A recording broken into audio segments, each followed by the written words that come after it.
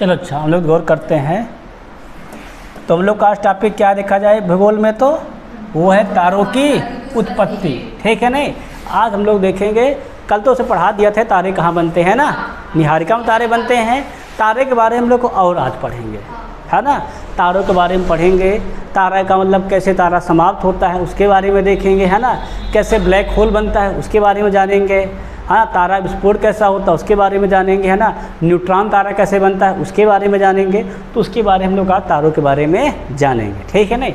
जैसे गौर किया जाए, ध्यान से देखो तो तारों की उत्पत्ति, हड्डी हमारी क्या देखो है, तो तारों की उत्पत्ति, ओरिजिन ऑफ स्टार्स। देखो गौर करना समझना, तो देखो ध्यान देना। तो तारे रियल में होते क्या है बेटा, तारे जो रियल में होते हैं वे हीलियम और हाइड्रोजन गैस, कौन सा गैस हमारे, तो हीलियम और हाइड्रोजन गैस का समूह होता है। इसमें उड़िया क्या, हाइड्रोजन गैस हीलियम गैस में रूपांतरित होती रहती है। क्या होती रहती है हमारे, होती रहती है, तो हाइड्रोजन गैस हीलियम गैस में क्या होती रहती है, लगातार रूपांतरित होती रहती है, ठीक है नहीं। इसलिए वहाँ क्या कहते हैं, वहाँ पे होता है नाभिकीय संलयन। वहाँ क्या होता है, नाभिकीय संलयन, मतलब दो हाइड्रोजन नाभिक आपस में संलयित हो करके, मतलब मिल करके क्या बनाते हैं, एक हीलियम का नाभिक तैयार करते हैं, है ना। ये प्रक्रिया क्या होती है, वहाँ लगातार चलती रहती है। तो वे क्या कहते हैं, जो हमारे तारे होते हैं मुख्य रूप से क्या होते हैं, तो गौर करना, तो वो मुख्य रूप से एक गैस का बादल होते हैं। इसमें क्या होता है मुख्य रूप से, तो हीलियम और हाइड्रोजन गैस होती है, ठीक है नहीं। और जो बादल जितना घना होगा, जो बादल क्या होगा, जितना हमारा घना होगा उसका ताप उतना ही क्या होगा, अधिक होगा। मतलब जो हमारा तारा होगा जितना उसकी डेंसिटी क्या होगी, ज़्यादा होगी, जान लो उसका ताप उतना ही अधिक होगा। तो वही क्या कह रहे हैं, यह बादल जितना घना हो जाता है उससे उतना ही अधिक ताप उत्सर्जित होता है, जो नेबुला के चारों ओर प्रकाश के रूप में क्या होता है, उपस्थित होता है। मतलब निहारिका के चारों क्या होता है, प्रकाश के रूप में उपस्थित होता है। क्लियर है कि नहीं, क्लियर है। अगला गौर करेंगे तो यह प्रभाव सबसे पहले किसने खोजा था, तो स्पिट्ज़र अंतरिक्ष दूरबीन द्वारा हम लोग क्या किए, इसको देखे गए थे। और तारों का निर्माण प्रक्रिया का अध्ययन सबसे पहले किसने बताया था, तो हब्बल दूरबीन द्वारा किया गया था, हब्बल टेलीस्कोप द्वारा किया गया था, है ना। ये बहुत बड़ा टेलीस्कोप है, उड़िया लगा हुआ है, कौन सा, हब्बल टेलीस्कोप। अभी इसको बाद में दिखा देंगे, ठीक है ना, आपको हब्बल टेलीस्कोप याद दिलाना। तो स्पिट्ज़र अंतरिक्ष दूरबीन द्वारा क्या गया, सबसे पहले इसको देखा गया था प्रभाव को, और हब्बल दूरबीन द्वारा क्या हुआ, तारे के निर्माण की प्रक्रिया का भी अध्ययन किया गया। मतलब तारे बनते कैसे इसके बारे में भी जाना गया, ठीक है नहीं। तो ये बात हमारी हो गई है। आगे देखेंगे तो तारों का जीवन चक्र, तारों को क्या है जीवन चक्र और कर देखो। तो पहली बात तो संसार बना कैसे हम सभी को पता है ना, जो हमारी थ्योरी फेमस है बिग बैंग थ्योरी, है ना। तो वही क्या जाती है, महाविस्फोट के पश्चात उत्पन्न गैस और धूल के कारण, किसके कारण, तो वो गौर करना, तो गुरुत्वाकर्षण बल के कारण क्या दूसरे कर ले, दूसरे को पास खींच लाए, है ना।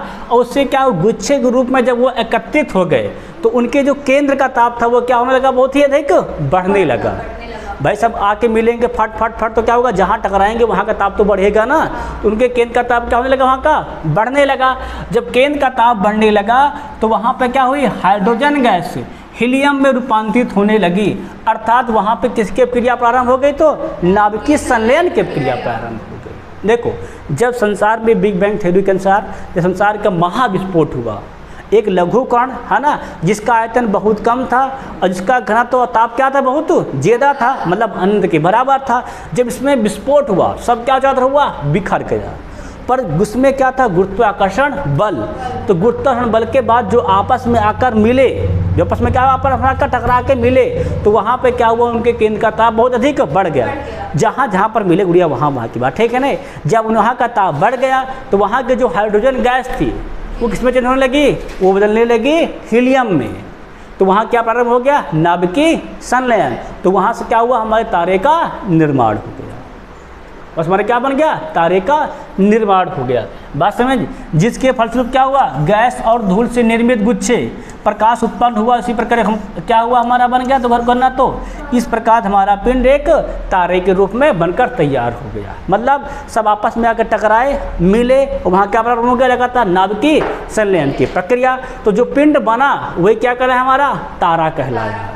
और वहाँ से क्या, जहाँ नाभिकीय संलयन ऊर्जा क्रिया होती है वहाँ क्या होता है, बहुत ही अधिक ऊर्जा निकलती है। क्या निकलती है, बहुत अधिक वहाँ से ऊर्जा निकलती है, मतलब बहुत अधिक वहाँ का तापमान होता है कि नहीं। देखो दो हमारे यहाँ विस्फोटक बम भी बनाए गए हैं, है ना, एक परमाणु बम, एक हाइड्रोजन बम। तो जो परमाणु बम है वो नाभिकीय विखंडन पे बेस है। किस पे हमारा है? नाभिकीय विखंडन पर है। परंतु जो हाइड्रोजन बम है वो नाभिकीय संलयन पर है। मतलब एक बार अगर विस्फोट हो गया तो वहाँ लगातार नाभिकीय संलयन होता रहेगा और लगातार ऊर्जा वहाँ से निकलती रहेगी।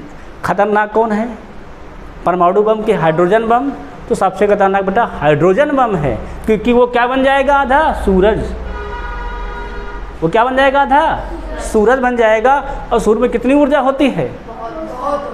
तो समझ लो कितना खतरनाक है हाइड्रोजन बम, है ना। तुमने उसमें सुना होगा कि परमाणु बम भले जापान में गिराया गया है, नागासाकी में, है ना, परंतु आज तक कहीं हाइड्रोजन बम नहीं गिराया गया। और हाइड्रोजन बम कुछ ही देशों के पास है भी हैं, है कि नहीं। अगर हाइड्रोजन बम पाकिस्तान के पास हो जाए तो पाकिस्तान बात भट आता रे, हम छोड़ देंगे,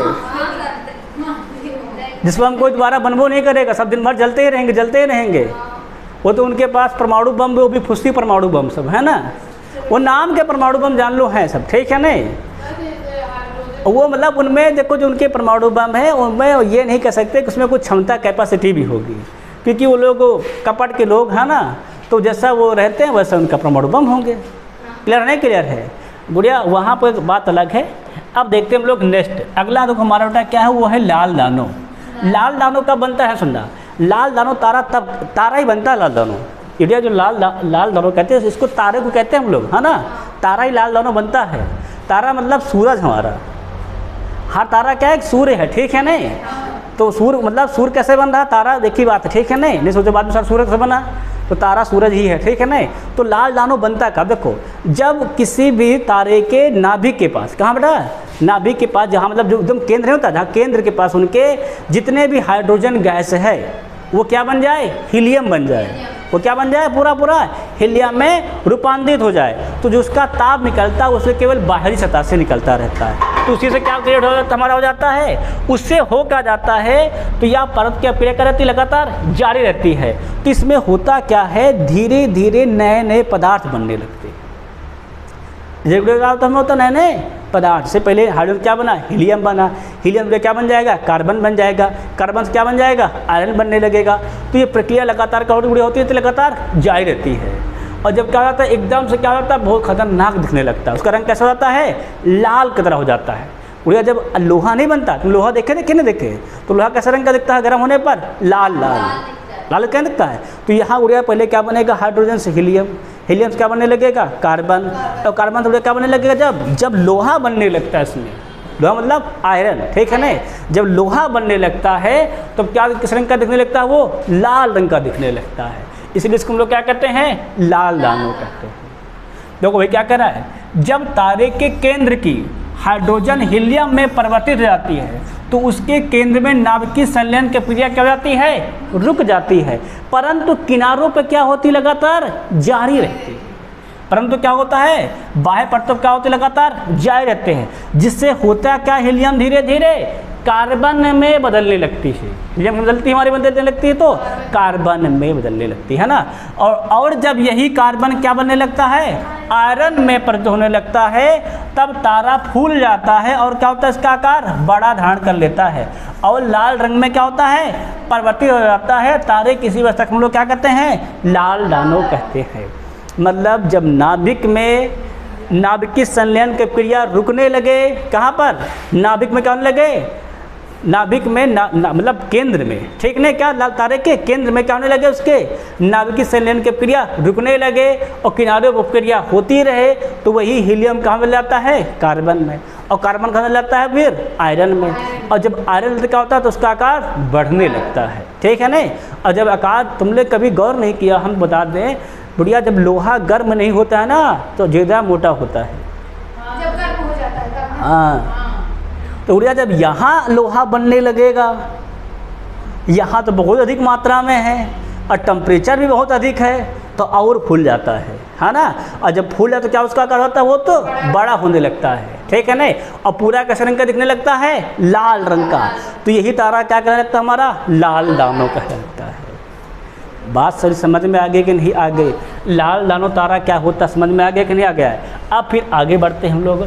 उसके बाद बेटा हमारा आता है सुपरनोवा विस्फोट। क्या हमारा आता है जब सुपरनोवा विस्फोट? देखो क्या होता है, ध्यान से देखो। हम लोग कहाँ तक पहुँच गए हैं गौर करना, हम लोग पहुँच गए हैं आयरन बनाने तक, है ना। जब यही आयरन की मात्रा बहुत बढ़ जाती है, जब पूरा क्या होने लगता है, पूरा आयरन बनने लगता है, तो उसी तारे में बेटा होता है विस्फोट। उसी तारे में क्या होता है? विस्फोट। मतलब तारा क्या हो जाता है? विस्फोट, मतलब ढक जाता है, मतलब वो फट जाता है, समझ कर लोग को, है ना। तारा क्या हमारा होता है, मतलब विस्फोट होता है, फट जाता है, मतलब क्या होता है, पूरा एकदम बिखर जाता है। उसे हम लोग क्या कहते हैं? सुपरनोवा विस्फोट। वे क्या कहते हैं? जब तारे में आयरन की मात्रा बढ़ती जाती है तो लाल दानों विस्फोट करता है, हम लोग क्या कहते हैं? उसे हम लोग कहते हैं सुपरनोवा विस्फोट कहते हैं। ठीक है नहीं? ये बात सबकी समझ में आया कि नहीं? सुपरनोवा विस्फोट क्या है?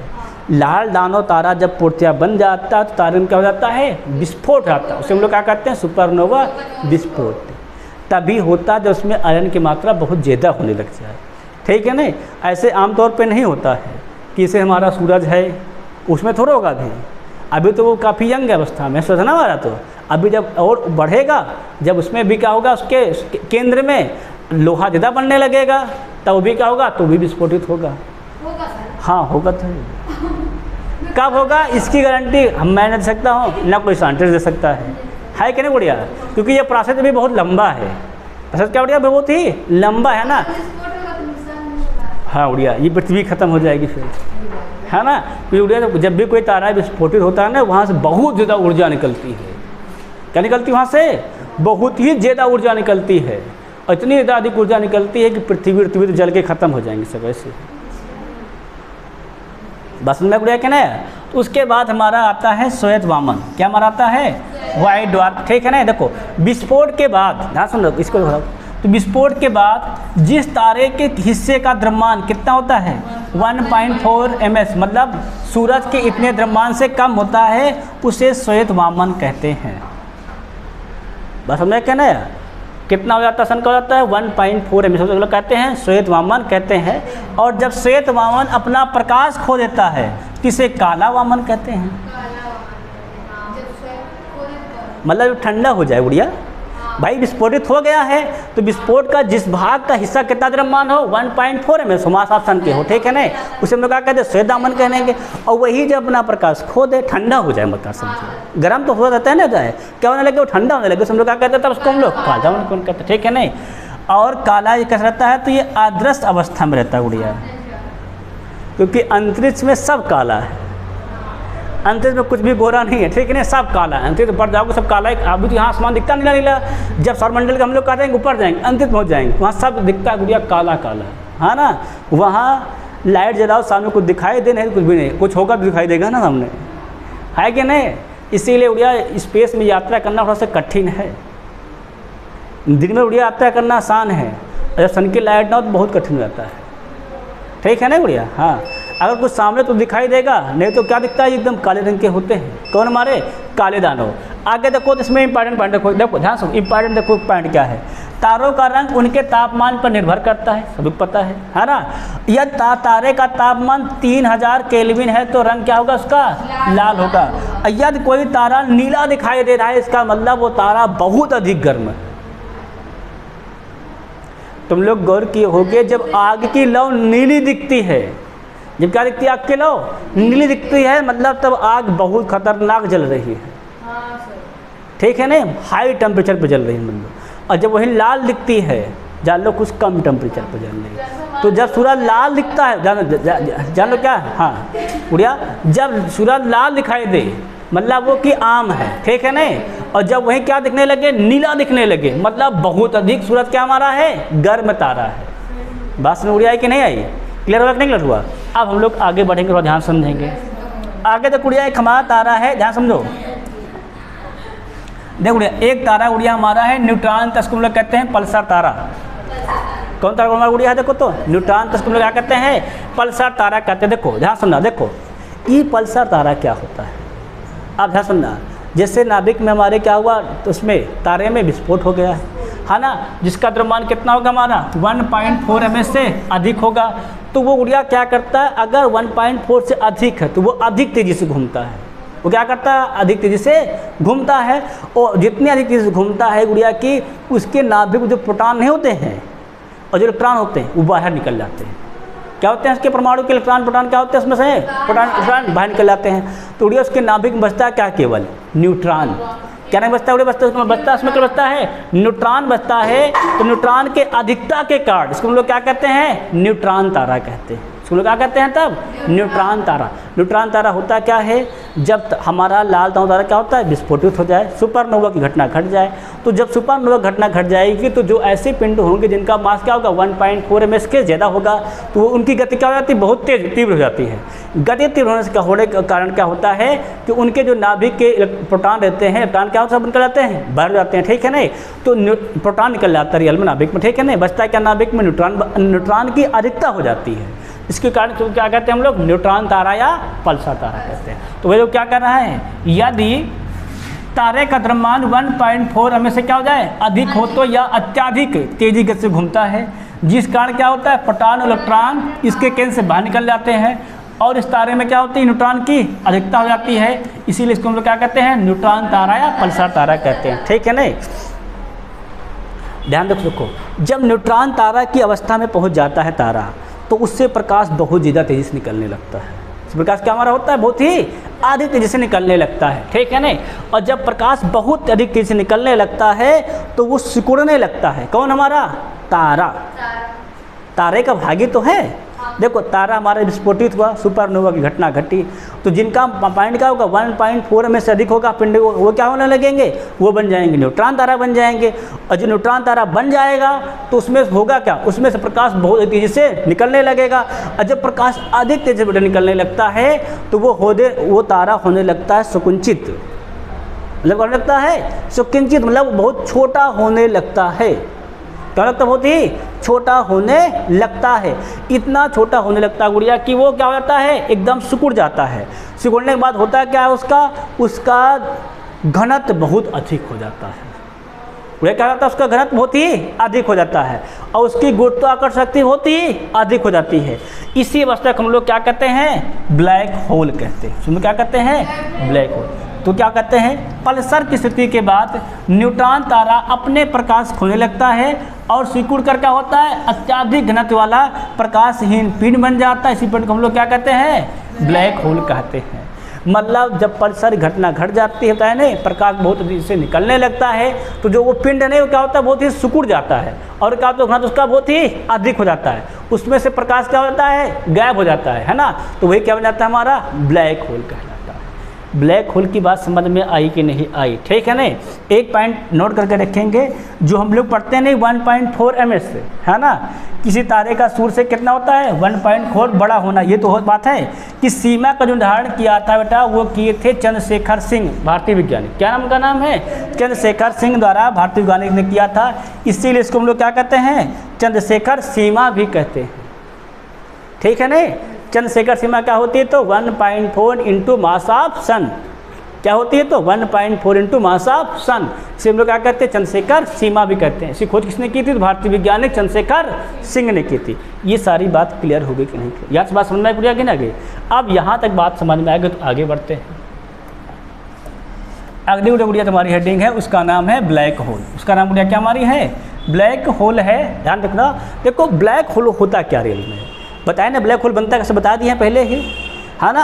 जब लाल दांव तारे में क्या होगा, सुपरनोवा विस्फोट होगा, तो जिनका मास क्या होगा हमारा 1.4 mS से अधिक होगा, वो क्या बन जाएंगे, हमारे न्यूट्रॉन तारा बन जाएंगे। और जब न्यूट्रॉन तारा बन जाएंगे तो उनमें क्या होगा, प्रकाश बहुत तेज़ी से निकल जाएगा, तो उनका क्या होगा, वो सिकुड़ कर एकदम छोटा हो जाता है, ठीक है नहीं। तो उसका घनत्व भी क्या हो जाता है, बहुत ही कम हो जाता है। तो वही क्या कहलाता है, हमारा पिंड, उसमें प्रकाश बन जाता है, दे जाता है ना, तो वो कहलाता है हमारा ब्लैक होल, है ना। अब ब्लैक होल की विशेषता क्या है, ब्लैक होल की हमारी क्या है विशेषता, क्या ध्यान रखना। तो ब्लैक होल बेटा अंतरिक्ष में ऐसे छिद्र हैं, अंतरिक्ष में क्या मान लो कि ऐसे पिंड या कागलो छिद्र हैं जिनका बेटा घनत्व बहुत ही अधिक होता है और इनका गुरुत्वाकर्षण बहुत ही ज़्यादा होता है। इतना उड़िया बेटा गुरुत्वाकर्षण ज़्यादा होता है कि इनसे प्रकाश भी जाता तो इस पार से उस पार नहीं निकल पाता है क्या ये छिद्र, छिद्र। है ना, मतलब प्रकाश जाए तो बाहर निकलना चाहिए, लेकिन ऐसा नहीं होता है। ये क्या करते हैं, प्रकाश को भी अपने अंदर एब्जॉर्ब कर लेते हैं। मतलब इनकी जो गुरुत्वाकर्षण शक्ति बेटा सबसे अधिक होती है। किसकी तो बात किया जाए तो ब्लैक होल की, ठीक है ना। इनके अंदर से प्रकाश का भी गमन नहीं होता है, ध्यान रखना। ये कैसे होते हैं तो मैंने बताया है, काले रंग के होते हैं, मतलब अदृश्य होते हैं, दिखते ही नहीं, है ना। इनसे प्रकाश भी नहीं निकलता है। ये बड़े तारे के विस्फोट के कारण बनते हैं। कौन हमारे तो ब्लैक होल। भाई तारे बताया नहीं, लाल दाना बनेगा, फिर न्यूट्रॉन पल्सर बनेगा, उसके बाद जाकर ब्लैक होल बनता है। बात क्लियर नहीं क्लियर है। तो ब्लैक होल कैसे बनते हैं, तारे के विस्फोट कारण बनते हैं, सबको पता ही हो गया है। अगला बात, ब्लैक होल का उच्च गुरुत्वाकर्षण तारे का क्या होता है, संपूर्ण प्रकाशित को अपने अंदर समा लेता है, ठीक है ना। ये इतना अधिक गुरुत्वाकर्षण इसमें होता है कि इसमें अगर कोई बस चली जाए तो बाहर निकलने वाली नहीं। अगर हमको ब्लैक होल के अंदर बैठा दिया है तो हम उठ भी ना पाएँ। क्यों ना उठ पाएँ, इतना अधिक गुरुत्वाकर्षण बल इसका होता है कि हम अपने शरीर ना उठा पाएँ। हाँ, हम उठाने उसे करेंगे, हम खींच लेगा, अरे हम हिल भी डुल भी ना पाएँ, इतना अधिक होता है इसमें। बस समझ में क्या ना यार। आगे और करेंगे तो ब्लैक होल क्या होते हैं तो बहुत छोटे होते हैं, केवल एक बिंदु के रूप में रह जाते हैं। ब्लैक होल संबंधी सिद्धांत किसने सर्वप्रथम दिया था तो डॉक्टर एस चंद्रशेखर ने दिया था। ये पूछा जाता है कि ब्लैक होल का सिद्धांत सबसे पहले किसने दिया था तो डॉक्टर एस चंद्रशेखर, भारतीय वैज्ञानिक थे, उन्होंने दिया था, ठीक है ना। बाद में उड़िया इसके बारे में स्टीफन हॉकिंस ने बहुत खोजें की, ठीक है ना, और भी साइंटिस्ट ने उड़िया बहुत खोजें किया, ठीक है ना, ब्लैक होल के बारे में। पर प्रारंभ सिद्धांत किसने दिया था, हमारे साइंटिस्ट डॉक्टर एस चंद्रशेखर ने दिया था। ब्लैक होल के बारे में सब समझ में आया गया कि नहीं आ गया। मतलब ब्लैक होल का गुरुत्वाकर्षण बल क्या होता है, बहुत ही ज़्यादा होता है, इसमें प्रकाश नहीं होता है, ठीक है ना। अगली बात, इसमें प्रकाश जाएगा तो भी बाहर नहीं निकल पाएगा। इसका सिद्धांत किसने दिया था तो डॉक्टर चंद्रशेखर ने दिया था। बनता किससे है तो बहुत बड़े तारे से बनता है, ठीक है ना। और बनता कैसे है तो महासुपरनोवा विस्फोट के बाद, बहुत बाद, तो नहीं बन जाता है, बहुत बाद बनता है ना, क्योंकि लाल दाना तारा विस्फोट होगा, फिर बनेगा क्या, न्यूट्रॉन तारा, उसके बाद बनेगा ब्लैक होल। अब हम लोग बढ़ेंगे आगे, देखेंगे अब भैया हम देखेंगे तारे में रहता क्या क्या है। तारे में रहता है क्या, देखो तो तारे का रासायनिक संगठन बेटा, इसमें जो हमारा हाइड्रोजन होता है वो होता है 71%। क्या हमारा होता है 71%। 26% के आसपास हीलियम होता है, ठीक है ना। और हाइड्रोजन हीलियम में बदलता रहता है, ठीक है ना। वही कार्बन नाइट्रोजन नियॉन क्या होते हैं तो 1.5% होते हैं। एन कितना होता है 0.5%। यही आयरन जब बढ़ने लगता है तो तारे की अवधि समाप्त भी होने लगती है। लाल दानों का बनता तारा जब आयरन की मात्रा बहुत ही बढ़ जाती है, 0.5 होता है रियल में, है ना।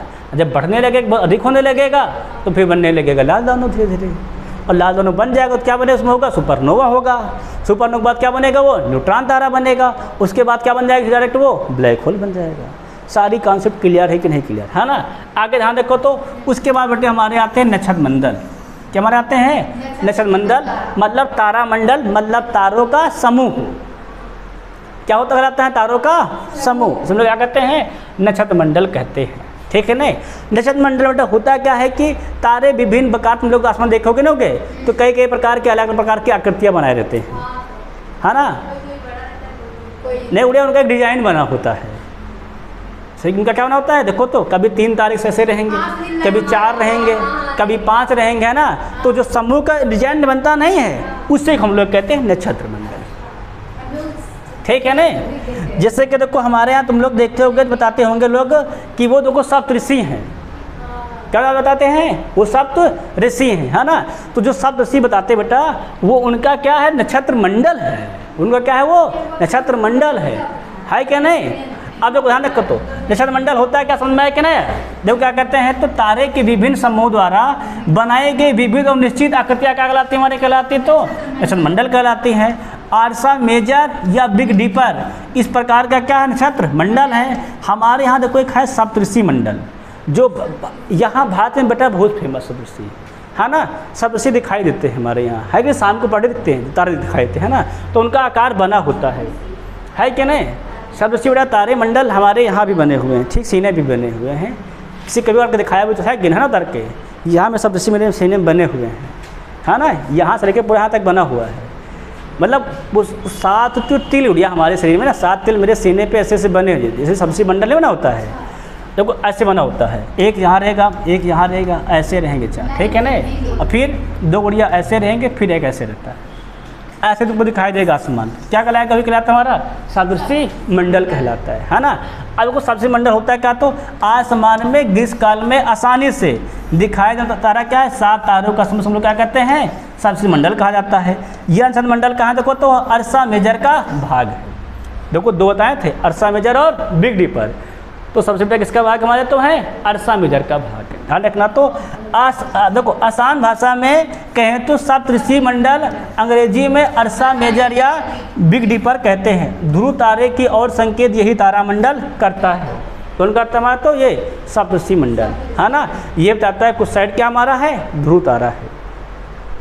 मतलब नहीं आगे हम लोग गौर करेंगे, थोड़ा सा ध्यान देंगे। तो आधुनिक समय में 89 तारों मंडलों की खोज की जानकारी उपलब्ध है ना। कितने उपलब्ध हमारे पास है तो 89 तारामंडल की। उसमें सबसे बड़ा कौन है देख खोजा गया तो हाइड्रा। हाइड्रा क्या था, सबसे बड़ा तारामंडल खोजा गया है, ठीक अब तक का। उसमें गौर करेंगे, अगला देखेंगे तो सेंटोरस, ओरियन एवं जेमिनी भी क्या हमारे हैं तारामंडल के उदाहरण है। कभी पूछ लेता है एग्जाम्पल में जेमिनी किसका उदाहरण है, किसका एग्जाम्पल है तो ये तारामंडल का। और हमारा हाइड्रा किसका भी है तो तारामंडल का। क्लियर नहीं क्लियर है। हमारा कौन सेंटोरस, ओरियन भी कौन हमारा है तारामंडल, है ना। इसके एक अन्य नाम भी क्या है, हंटर भी इसको कहते हैं। किसको हमारा तो गौर करेंगे सेंटोरस ओरियन को।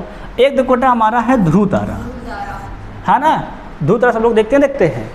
ध्रुव तारा दिखाई देते हैं उत्तर और दक्षिण दिशा में। कहाँ दिखाई देते हैं तो उत्तर दिशा में दिखाई दक्षिण, है ना। अधिकतर दिखाई देते हैं उत्तर दिशा में ही दिखाई देते हैं ध्रुव तारा। वो घूम के पहुंच जाता है दक्षिण दिशा में, बात अलग है, ठीक है ना। कहाँ दिखता है ये उत्तर दिशा में दिखता है। कहाँ तो प्राचीन समय में लोग रात्रि में, ध्यान रखो किसमें, प्राचीन समय में लोग रात्रि में दिशा का तारों का सहायता से ही करते थे ढड़। रात में लोग घूमा करते तो तारे देख के करते थे। अच्छा सप्तऋषि मंडल यहाँ पहुँच गया है, मतलब दिशा हमारी अब ये चल रहा है, मतलब वो दिशा देखा करते थे तो तारे देख के ही सब देख लेते थे। मतलब शाम को चले हैं, 2-3 घंटा बीत गया है, किस दिशा में है तो तारा समंडल समझ देख 9 बजे तारामंडल समझ कहाँ रहता है। हाँ हो गया। वो लोग का मतलब वो लोग का काफ़ी खोज किए थे ना भाई। वो लोग पहले कंपास तो होता नहीं था, है ना। कंपास होता नहीं तो दिशा बताए कैसे पता लगाए, तो लोग तारामंडल देख के क्या पता लगाते थे, दिशा का पता लगाते थे, ठीक है नहीं। तारामंडल का समूह देख करके। क्लियर नहीं क्लियर है। तो उसी में ध्यान रखना तो उत्तरी तारा, ध्यान रखना कौन ध्यान रखना तो उत्तरी तारा जो ध्रुव होता था वो उत्तर से आता था, इसे हम लोग क्या कहते थे ध्रुव तारा कहते थे। यह हमेशा एक ही स्थान पर रहता है, ध्यान रखना। पहले ध्रुव तारा है जो क्या रहता है हमेशा एक ही स्थान पर रहता है। इसी को देख के क्या पता लगाते थे कि वो उत्तर दिशा है। क्लियर नहीं क्लियर है। अब ध्यान देखो अगला बेटा जो हमारा आता है वो है धूमकेतु। क्या हमारा पॉइंट है धूमकेतु। क्या हमारा है धूमकेतु है। देखो धूमकेतु ध्यान सुनो, तो धूमकेतु है। देखो हमारे यहाँ ध्यान धूमकेतु रियल देखो करना, धूमकेतु होते क्या समझो पहले। देखो धूमकेतु बेटा एक पिंड होता है, वही जब हमारी पृथ्वी में क्या करने लगता है प्रवेश करता है ना। तो उसके पीछे क्या होने लगता है आग जलने लगती है, ठीक नहीं। ऐसा मान लो कि जो अंतरिक्ष में बिना ऐसे घूम रहे हो उन्हें हम लोग क्या कहते हैं धूमकेतु कहते हैं। देखो परिभाषा में बोलता है तो धूमकेतु सूर्य की दीर्घ कक्षा में परिक्रमा कर रहे आकाशीय पिंड हैं। बताए क्या हमारे हैं ये आकाशीय पिंड हैं, जो किसके बने होते हैं धूल और बर्फ के बने होते हैं। कहाँ पर रहते हैं तो ये कुपियर बेल्ट हमारे यहाँ है ना अंतरिक्ष में, उसमें उत्पन्न होते हैं। एक धूमकेतु में एक सिरा होता है, एक केंद्रीय भाग होता है, एक प्रकाश युक्त पुंज होती है। प्रकाश युक्त पुंज तब बनती जब किसी के वायुमंडल में प्रवेश करता, ठीक है ना। सौर विकिरण एवं सौर पवन के कारण यह हमेशा सूर्य से क्या रहता है दूर रहती है। पुच्छल तारा भी इसको कहा जाता है। इसको लोग क्या कहते हैं पुच्छल तारा भी कहते हैं। यह परिक्रमा पथ क्या कैसे लगाता है तो ये दीर्घवृत्ताकार परिक्रमा पथ लगाते हैं, ठीक है ना। हमारे यहाँ सबसे फेमस धूमकेतु बेटा है उसका नाम है हेली। क्या उसका नाम है हेली धूमकेतु। किसका नाम क्या हमारा है हेली धूमकेतु है। हेली बेटा धूमकेतु ही सर्वाधिक प्रसिद्ध चमकदार धूमकेतु है। इसकी खोज किसने की थी? तो एडमंड हेली ने कब की थी? 1758 ईस्वी में की थी। ध्यान रखना। तो जो हेली धूमकेतु है इसकी खोज किसने की थी? तो एडमंड हेली ने की थी। कब की थी? 1758 ईस्वी में की थी। ये हर 76 वर्ष बाद, क्या बेटा, ये हर 76 वर्ष बाद ये दिखाई देता है। कौन दिखाई देता है? तुम्हारा बेटा दिखाई देता है, तो हेली धूमकेतु दिखाई पड़ता है। ठीक है ना। सबसे इसे कब देखा गया था? पिछली बार तो 1986 में देखा गया था। अब कब दिखाई देगा? तो ये सन 2062 में दिखाई देगा। ठीक है ना। इसका परिक्रमा पथ कैसा है? तो दीर्घ वृत्तीय है। ये बेटा हमारे यहाँ सीरियस है। यह आकाश का सबसे चमकदार तारा है। ध्यान रखना, आकाश का सबसे चमकदार तारे का नाम बेटा क्या है? तो सीरियस है। क्या नाम है? सीरियस है। ठीक है ना। क्लियर हो गया? नहीं हो गया? क्लियर हो गया है। ये ध्यान रखना। हेली धूमकेतु खोज किसने की थी? तो एडमंड हेली ने की थी। कब की थी? तो 1758 ईस्वी में की थी। ये हर 76 साल बाद दिखाई पड़ता है। पहले कब दिखाई दिया? तो 1986 में। अब कब दिखाई देगा? 2062 में दिखाई देगा। अगला उल्टा गौर करेंगे तो उल्का। क्या गौर करें? हम लोग करेंगे उल्का क्या होते हैं, मेट्राइड्स क्या होते हैं। ध्यान सुनना बेटा, देखो मेट्राइड्स क्या होते हैं। तो अंतरिक्ष में तीव्र गति से घूमते हुए अत्यंत सूक्ष्म ब्रह्मांडीय कण, इनको हम लोग क्या कहते हैं? उल्का कहते हैं। ध्यान रखना, ये आकाश में प्रकाश की चमकती हुई चमकीली लकीर से दृश्य दिखाई देते हैं, जिन्हें हम लोग क्या कहते हैं? टूटने वाला तारा भी कहते हैं। जो टूटते तारा। हाँ देखो, टूटता तारा रियल में होता कुछ नहीं है बेटा, वो धूमकेतु, ये उल्का होते हैं, है ना। मतलब धूमकेतु छोटा सा भाग कर लो उल्का, ठीक है ना, छोटा पार्ट कर लो उल्का। उल्का बेटा जब ये हमारे पृथ्वी के वायुमंडल में प्रवेश करता है, जब क्या करता है? वायुमंडल में प्रवेश करता है तो बेटा इसकी स्पीड इतनी तेज़ी होती है कि वायु के घर्षण से, क्या वायुमंडल के घर्षण से इसमें क्या लग जाती है? आग। ठीक है ना। क्या लगाती है? हमने घर्षण से में लगाती है आग। तो ये होता क्या है? कुछ दूर जाकर जलते हुए समाप्त हो जाता है। तो इसे लोग क्या कहते हैं? टूटने वाला तारा कह देते हैं। समय क्या नहीं है? वो गाँव में लोग है ना। ये भी प्रचलन है कि टूटता हुआ तारा देख लो, जो मांगो सो मिल जाता है ना। एक बार हमने भी देखा था, हमने भी कहा बढ़िया, हमने देखा तो हमने कहा कि ब्रह्मा विष्णु महेश हमारे शिष्य बन जाए, मैं संसार का राजा बन जाऊँ त्रिलोकी का। अभी आज तक नहीं बन पाया है ना। और यार जब मैं जैसे मांगना है तो बड़ा से मांगूँ, छोटा क्यों मांगूँ, है क्या नहीं। ये बात समझ में आया क्या? देखो तो ये देखो समझ में आया क्या नहीं, रियल में होता है क्या? देखो तो जब हमारा कौन, हमारा उल्का पृथ्वी के वायुमंडल में प्रवेश करता है तो पृथ्वी के वायुमंडल में क्या होता है? बहुत अधिक घनत्व वहाँ पर वायु होती है ना, गैसें होती है। ठीक है नहीं। तो जब ये प्रवेश करता है इसका क्या होता है? गति बहुत ज़्यादा होता है। तो गैसों के घर्षण से, किसके? तो क्या तो गैसों के घर्षण से इसमें क्या होती है? आग लग जाती है। ये क्या होने लगता है? जलने लगता है। अब कुछ छोटे छोटे तो होते ही हैं, क्या होते हैं? कुछ दूर जल के ये समाप्त हो जाते हैं। और वहीं जब बड़े के होते हैं तो समाप्त तो नहीं होते, तो हमारी पृथ्वी पर आकर गिर जाते हैं। ठीक है नहीं। तुम लोगों ने गौर किया होगा कि डायनासोर का विनाश कैसे हुआ? तो इन्हीं उल्का पिंड के टकराने से तो डायनासोर का विनाश हुआ था, है ना। का विनाश मतलब किससे हुआ था? इन्हीं उल्का पिंड के टकराने से पृथ्वी विनाश हुआ था। अगर बड़ा आकार का उल्का पिंड पृथ्वी पर गिर जाएगा गुड़िया, वो हजारों हाइड्रोजन बम के बराबर रहेगा। वो क्या रहेगा? हजारों हाइड्रोजन बम के बराबर काम करेगा गुड़िया, पूरा उथल पथल मच जाएगा। बात समझ में क्या गुड़िया? तो उस समय डायनासोर की मृत्यु इन्हीं उल्का पिंडों पृथ्वी से टकराने से हुई थी। क्लियर हुआ कि नहीं क्लियर हुआ? इन्हें टूटने वाला तारा क्यों कहते? समझ में आया कि नहीं आया? तो वे क्या कहते हैं? पृथ्वी के वायुमंडल में प्रवेश करते घर्षण से चमकने लगते हैं और पृथ्वी पर पहुंचते पहुंचते क्या होते हैं? पूर्णतः ये जलकर राख हो जाते हैं। इसीलिए इनको क्या कहते हैं? उल्काश में भी कहते हैं। इनको क्या कहते हैं? उल्काश में भी कहते हैं। इतनी बात हम क्लियर हो गई नहीं क्लियर? ध्यान रखना। तो कभी कभार ऐसा बेटा होता है, ध्यान देखो, है ना। देखो कभी कभार क्या होता है, ध्यान रखना, कभी कभार यही उल्का जब जलकर समाप्त नहीं होने पाते हैं और पृथ्वी पर आकर गिर जाते हैं तो इनको कहते हैं उल्का पिंड। समझे क्या नहीं? जो समाप्त हो जाए उनको उल्काश कहते हैं और जो पृथ्वी पर आकर गिर जाए उनको हम लोग क्या कहते हैं? उल्का पिंड कहते हैं। वही क्या करा, कुछ पिंड वायुमंडल में घर्षण से पूर्णतः क्या होते हैं? समाप्त नहीं हो पाते हैं और चट्टानों के रूप में क्या होते हैं? पृथ्वी पर आकर गिरते हैं तो हम लोग क्या कहते हैं? उल्का पिंड कहा जाता है। इन्हें भूल भाषा में क्या कहते हैं तुम लोग? टूटते हुए तारा या अथवा लूका कहा जाता है। ठीक है नहीं। अधिकतर किस महीने दिखाई देते हैं? तो ज़्यादातर ये दिसंबर जनवरी के महीने में दिखाई देते हैं। कौन हमारे? तो यही उल्का पिंड है ना। ध्यान रखना, दिसंबर जनवरी के में पृथ्वी से कहाँ देखो तो कैंडिडेट्स नामक उल्का दिखाई देता है। क्या दिखाई देता है? उल्कापात दिखाई देता रहता है। मतलब गुड़िया सब आते हैं, जलते हैं, समाप्त हो जाते हैं, ठीक है नहीं। और जो अगर वायुमंडल का घर्षण ना हो, गैसों घर्षण ना हो, तो रोज़ किसी के ऊपर गिरते रहें, कोई ना कोई टपकता रहे, है कि नहीं गुड़िया? पर डे गुड़िया लाखों संख्या में पर डे सब आते हैं, पर छोटे होते हैं सब ऊपर वायुमंडल में सब समाप्त हो जाते हैं। और जो हल्का से बड़ा रहता है तो हमको दिखाई देता है कि हाँ भैया वो जलता हुआ जा रहा है कि नहीं। सब लोग आ कहते हैं टूटता हुआ तारा कह देते हैं। क्लियर नहीं? क्लियर है। अब आगे हम लोग पॉइंट देखेंगे बेटा, तो वो हमारी बेटा एक थ्योरी है, याद सुनो देखो, हमारी थ्योरीज को है क्या कहते हैं? हम लोग कहते हैं वार्म होल थ्योरी। इसको हम लोग क्या कहते हैं? वार्म होल थ्योरी है। इसको 1915 में, इसको कब? 1915 में। क्यों? किसने दिया था? तो एल्बर्ट आइंस्टीन। आइंस्टीन की किताब, इसका नाम है थ्योरी ऑफ रिलेटिविटी। क्या बेटा किताब हमारी है? थ्योरी ऑफ रिलेटिविटी में दी गई है। इसमें क्या बताया गया? इसमें बेटा ये बताया गया है कि अंतरिक्ष में 2 पॉइंट के बीच एक सुरंग होती है।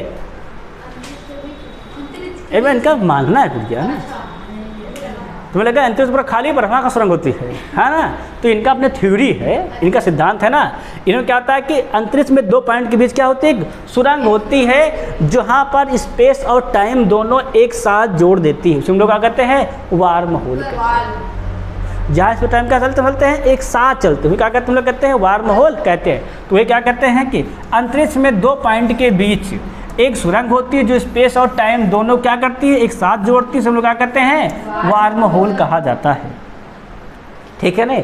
एक तो हमारा है देखो तो गोल्डीलॉक्स जोन। क्या हमारा हुआ तो है? गोल्डीलॉक्स जोन है, या क्या बेटा? या वह क्षेत्र है जिसे आवास योग्य जोन भी कहा जाता है। मतलब जहाँ का तापमान क्या रहता है? हमारी पृथ्वी के तापमान के समदिश रहता है, जहाँ हम जाके बच सकते हैं और रह सकते हैं। सब लोग क्या कहते हैं? उसको हम लोग कहते हैं गोल्डीलॉक्स जोन कहते हैं। तो वे क्या कहते हैं कि यह तारे के चारों ओर का वह क्षेत्र होता है जहाँ पृथ्वी जैसे किसी भी ग्रह की सतह क्या होती है? ना तो बहुत ठंडी होती, ना ही बहुत गर्मी होती है। अर्थात हम लोग वहाँ जाकर अपने जीवन का यापन कर, जैसे पृथ्वी करते हैं कि नहीं करते हैं भाई? पृथ्वी के और आगे बढ़ जाएँ हम लोग, बुध लाए पहुँच जाएँ, सब ऐसे गर्मी के मारे मर जाएँ, है कि नहीं। और वहाँ पहुँच जाकर देखा जाए तो क्या कहते हैं इधर अरुण वरुण में तो जम के मर जाएँ, वहाँ बहुत तापमान कम रहता है। आगे जाएँ तापमान ज़्यादा हो जाएगा, जल के मर जाएंगे। पीछे जाए तो ठंडा हो जाएगा, बर्फ़ बन के मर जाएंगे। तो वही क्या हमारा कहलाता है? Goldilocks zone. बेटा वह क्षेत्र होता है जहाँ पर मानव या कोई भी संसारी जीव क्या हो? आसानी से रह सके। सुनो क्या कहते हैं? गोल्डीलॉक्स जोन कहते हैं। किसी सूर्य के चारों ओर का क्षेत्र होता है, ठीक है ना। अब गौर करेंगे, ध्यान देंगे। अगली बेटा हमारी है वो है अंतरिक्ष मलबा या कचरा। क्या होगा? अंतरिक्ष मलबा या कचरा, ठीक है ना। अंतरिक्ष मलबा कचरा क्या होता है? ध्यान सुनो मेरी बात। ये है क्या पॉइंट? देखो समझो बेटा, जैसे कि हम यहाँ से अपना यान लेके गए स्पेस में, है कि नहीं, वहाँ रहे, कुछ टूट फूट गया हमारे यान में, बहा दिए स्पेस में, और कहाँ बहाएंगे? कहाँ बहाएंगे? स्पेस में बहा देंगे, तो वो कहाँ स्पेस में घूमता रहेगा लगातार। और इसी क्या होता है? वहाँ लगातार कचरा बढ़ता जाता रहता है। उसे हम लोग क्या कहते हैं? अंतरिक्ष मलबा या कचरा कहते हैं। तो ये क्या कहते हैं? अंतरिक्ष में मौजूद ऐसे मानवीय निर्मित पदार्थ जो क्या होते हैं? बढ़ते हैं। उपग्रहों के प्रेक्षण उनके नष्ट होने का हम लोग क्या कहते हैं? लगभग 200 से 2000 किलोमीटर की ऊंचाई के मध्य में घूमते फिरते रहते हैं। इनमें लगातार क्या हो रही है? बढ़ोतरी हो रही है, ठीक है नहीं। जो पदार्थ पृथ्वी के वायुमंडल में आते तो जलकर नष्ट होते हैं, और अगर नहीं आते तो बरकरार रूप में क्या होते हैं? बने रहते हैं। बेटे जब ये पदार्थ गिरने लगते हैं, जैसे पृथ्वी के वायुमंडल में आ गए, तो घर्षण जल के खत्म हो जाएंगे, और जब ऊपर रहेंगे तो कचरा में टहलते रहेंगे। एक पॉइंट ये नोट कर लेना, क्या देखो तो ब्रह्मांड में विस्फोटित तारा अभिनव तारा कहलाता है। क्या गौर करेंगे? तो ब्रह्मांड में विस्फोटित तारा क्या कहलाता है हमारा? तो अभिनव तारा कहलाता है। अगला गौर करेंगे, नेक्स्ट हमारा जो है वो है हब्बल दूरबीन। क्या हमारी है वो? हब्बल दूरबीन है। तो ये कैसे दूरबीन बेटा हमारी? तो एक खगोलीय दूरबीन है। कैसे हमारी है? तो एक ये खगोलीय दूरबीन है, जिसको अंतरिक्ष में कृत्रिम उपग्रह के रूप में स्थापित किया गया है। मतलब बेटा ये जो दूरबीन है ना, ये कौन दूरबीन हमारी? हब्बल दूरबीन। ये पृथ्वी पर नहीं है, ये अंतरिक्ष में है। इसको अंतरिक्ष में रखा गया है जिससे कि हम देख सकें हाँ भैया ऊपर क्या हो रहा वहाँ पे है। जाते हैं तो देखते हैं। उड़िया वहाँ पे सब कैमरा लगे हैं ना, सब यहीं देख लेते हैं बैठे बैठे।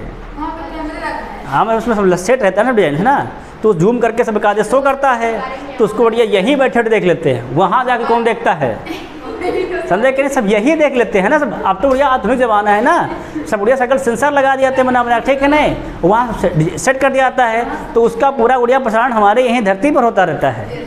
इसको वहाँ पर स्थापित किया गया है, समझे कि नहीं, स्पेस में। स्पेस कहाँ किया गया इसको, स्पेस में। यही तो हबल दूरबीन है जिसने पहली बार क्या किया था, सूरज कैसे बनता है देख के बताया था।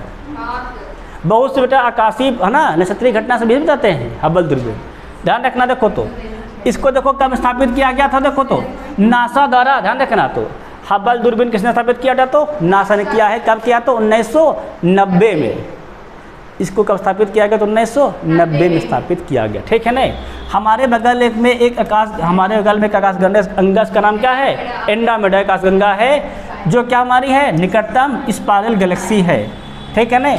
हम सभी को पता ही है हमें प्रकाश कैसे दिखता है, तो अपवर्तन कारण। एक बात यहाँ देखना, तो रात में तारे टिमटिमाते कैसे हैं, वे क्या है कैसे टिमटिमाते हैं, तो प्रकाश के अपवर्तन की घटना के कारण, है ना, समझ में आया क्या ना। ये पूछता है तारे क्यों टिमटिमाते हैं, तो प्रकाश के अपवर्तन के घटना कारण क्या होता है, तारे रात में टिमटिमाते हुए दिखाई देते हैं। सबके बात क्लियर हो गया, नहीं क्लियर हो गया है, किस कारण दिखाई देते हैं, तो प्रकाश के अपवर्तन के कारण दिखाई देते हैं, है ना। इस प्रकार बच्चा क्या होता है गौर करना। तो इस प्रकार जो हमारी आज क्लास होती है यहीं पर समाप्त होती है। कल से हम लोग एक एक चीज़ पढ़ेंगे, पहले सूर्य पढ़ लेंगे, फिर ग्रहों के बारे में, एक एक ग्रह के बारे में पढ़ते हुए हम लोग आगे बढ़ेंगे, ठीक है नहीं। बाकी तब तक सभी से जय हिंद जय भारत।